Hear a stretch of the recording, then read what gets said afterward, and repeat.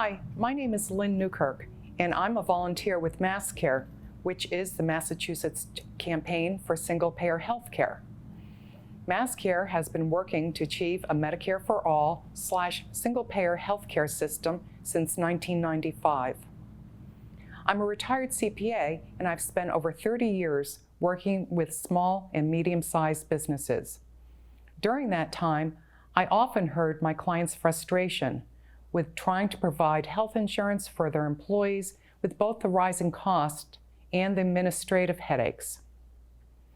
That's why I wanted to take a look at the business argument for Medicare for all. During this presentation, there's going to be numerous references to articles. For the supporting information, you can go to the Medicare website under Businesses and take a look at the PowerPoint. Let's take a brief look at our current system. The U.S. spends more than any other developed country in the world on health care. It's actually double the average of what other developed countries spend. Yet we have worse health outcomes. The U.S. ranked 33 in infant mortality rates among other developed countries and 40th for life expectancy.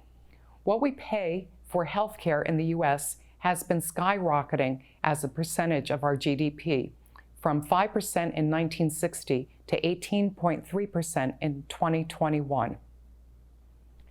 7 studies showed that administrative expenses for our current system are out of control, ranging from 15 to 30% of health care spending, whereas Medicare spends only 2%.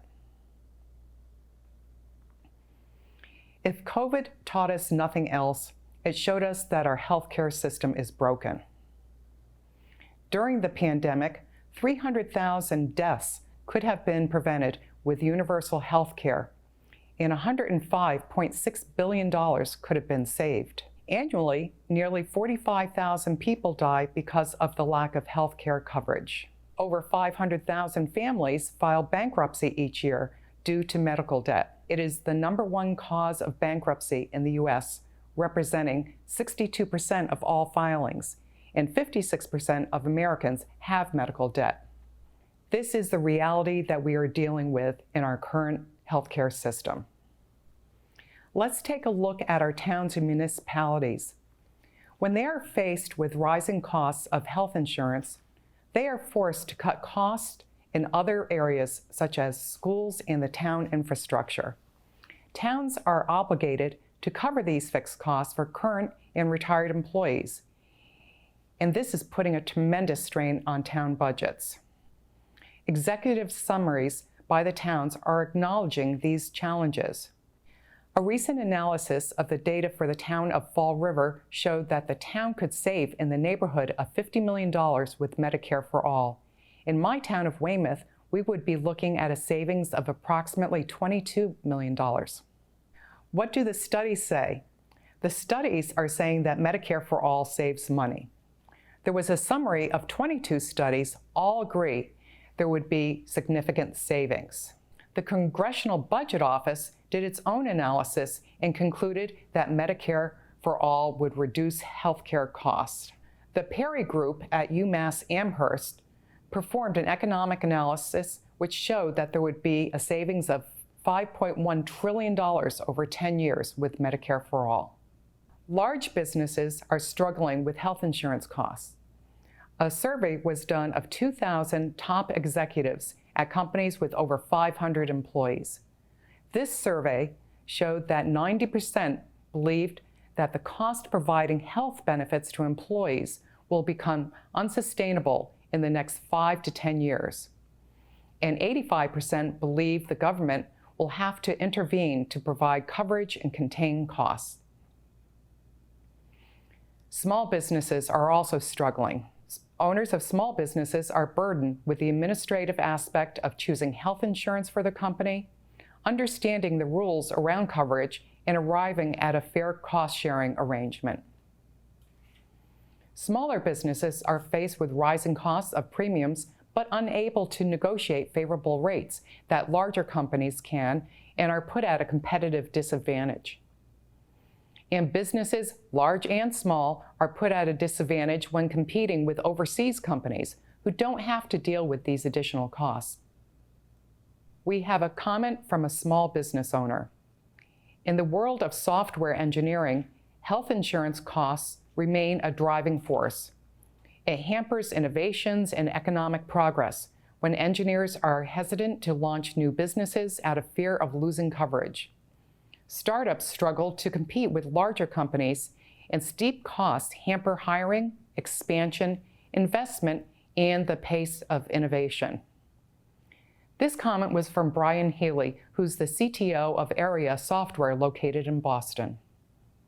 When we talk about Medicare for All, we are talking about improved Medicare or single-payer health care. Medicare for All in Massachusetts would cover all residents from cradle to grave. All necessary medical expenses, including prescriptions, would be covered and expanded to include dental, vision, hearing, along with home health care and long-term care. Insurance premiums would be eliminated, along with other out-of-pocket costs such as deductibles and copays. They would be replaced by taxes on payroll and other income. So how will all this affect businesses?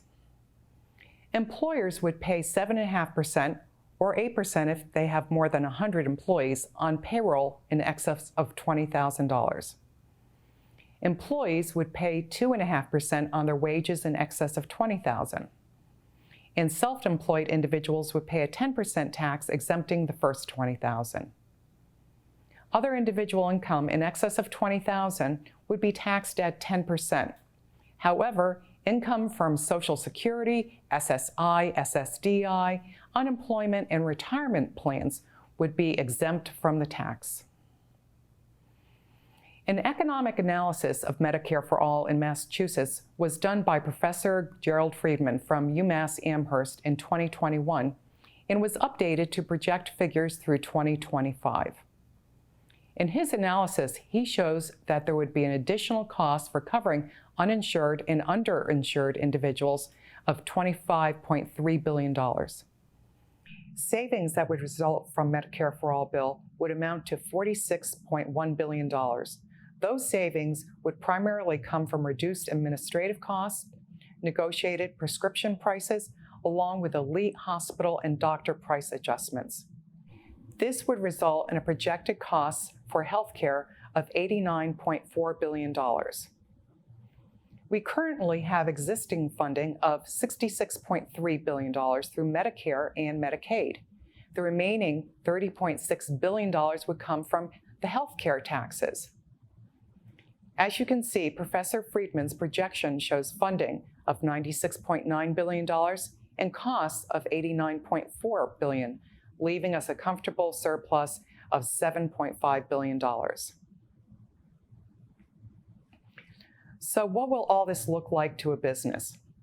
I created a hypothetical construction company with 10 employees, each making $80,000 a year, and I estimated health insurance premiums and typical cost sharing between employer and employee.